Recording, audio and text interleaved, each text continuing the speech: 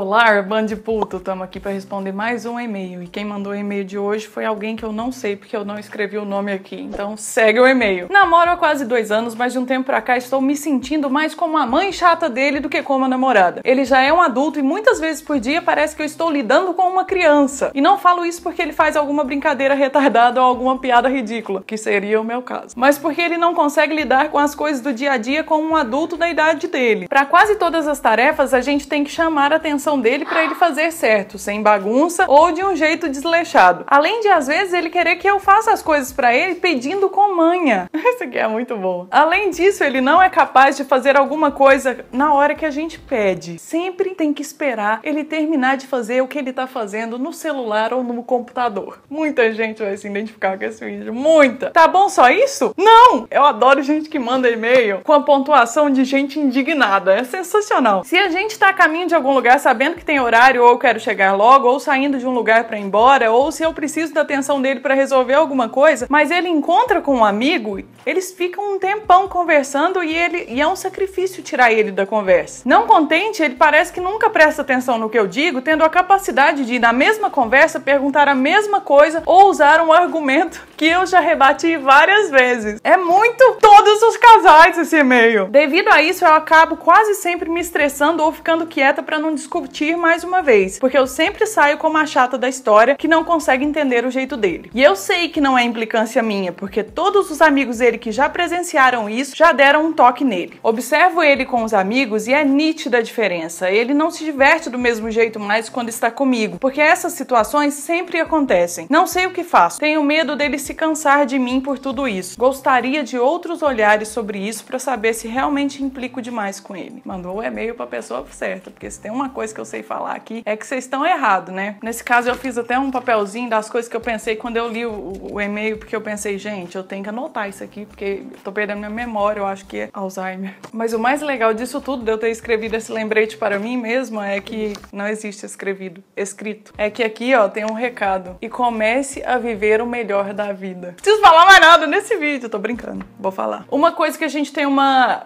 intenção de fazer, e a gente faz muitas vezes em vários tipos de relacionamento, não só de amoroso, assim, relacionamento amoroso, mas de amizade também, é querer ser a prioridade de uma outra pessoa e exigir que a gente seja a prioridade dessa pessoa. O que acontece é o seguinte, ninguém consegue exigir ser prioridade de outra pessoa. Não adianta, cara, você vai gastar seu tempo tentando desperdiçadamente, não precisa. Poderia estar fazendo outra coisa enquanto você tá lá implorando pra ser a prioridade. Nunca vai acontecer se você tiver que implorar. Essa é a verdade. O máximo que você pode fazer é externar o seu desejo de querer ser prioridade. Desejo de querer ser não existe redundância, mas você pode externar esse desejo. Isso não significa que a outra pessoa vá abrir mão das coisas para fazer você a prioridade dela. Com muita frequência, o que acontece é exatamente o contrário. Quanto mais você externa o seu desejo de ser prioridade, mais a outra pessoa implica e fica pirraçando, porque geralmente quem não consegue ceder a esse desejo é uma pessoa mais imatura, ou então uma pessoa que tem muita coisa para fazer e não consegue, ou que tem outro foco, ou que tem outras necessidades como prioridade naquele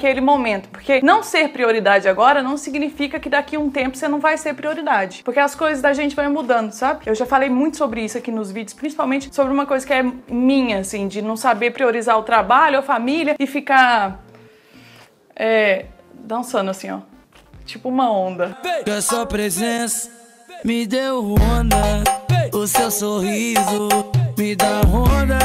Às vezes é família, às vezes é namorado, às vezes é cachorro, às vezes é trabalho. Que eu acho que é o mais saudável a se fazer, né? Se você coloca só o seu relacionamento como prioridade, o resto da sua vida, que bosta de vida você terá. E eu acho que tem uma outra coisa que fica muito clara nesse vídeo, que é o seguinte: alguém já cansou nesse relacionamento. E no caso, não é ele, né? Além de indignada, dá pra perceber que você tá meio revoltada e cansada da situação. Você tá tão cansada da situação que você já começou a não querer nem discutir e deixar passar pra lá. Porque quando a gente quer fazer o negócio andar e quer resolver, a gente ainda tenta conversar, né? Depois que a gente cansa, a gente simplesmente ignora. E aí a gente entra naquela máxima de que o contrário do amor, às vezes, não é o ódio. Às vezes não, sempre não é o ódio. O contrário do amor, na verdade, é a indiferença. E a indiferença começa com cansaço. Quando a pessoa cansa de lutar pra ter o relacionamento que ela quer, ela fica indiferente. E, velho, é claro que esse cara não tá se divertindo com você mais. Se você tá achando que ele é a criança da relação, ele com certeza tá achando que você é a mãe da relação, mesmo que seja subconscientemente. E aí, toda vez que ele te vê, o que acontece? Lá no inconsciente dele, você tá lembrando ele... Nossa, eu tô falando como se eu fosse psicóloga, mas tipo, é uma teoria. Pode ser várias outras coisas, como tudo na vida pode ser várias outras coisas. Mas o que pode estar acontecendo é que você tá lembrando ele de todas as responsabilidades que ele tem, mesmo sem você ter que falar que ele tem essas responsabilidades mais uma vez. E aí, velho, é bem óbvio que o cara não vai se divertir perto de você, né? Porque se você lembra ele de responsabilidade, porra, o máximo que vai acontecer é ele ficar estressado. Mas isso não significa que isso é uma culpa sua. Muito dificilmente um relacionamento chega no pé que o seu tá por causa de uma pessoa só. Se ele não tivesse que ser cobrado, você não estaria achando que você cobra demais, não é meio óbvio? Então a culpa não é exatamente sua do problema inteiro. A culpa é dos dois, cara. Agora é aí que tá. Se você já teve uma conversa franca com ele e ele não resolveu isso, talvez nesse momento essa não seja a prioridade dele. Resolver essa parada não seja a prioridade dele. E aí você tem aquelas velhas duas opções que é a seguinte: ou você aceita e tenta relevar um pouco e entender que, velho, ele não vai se divertir com você, ou você tem que parar de cobrar as coisas dele, ou você abre mão pra viver outros problemas com uma outra pessoa, porque problema sempre vai ter.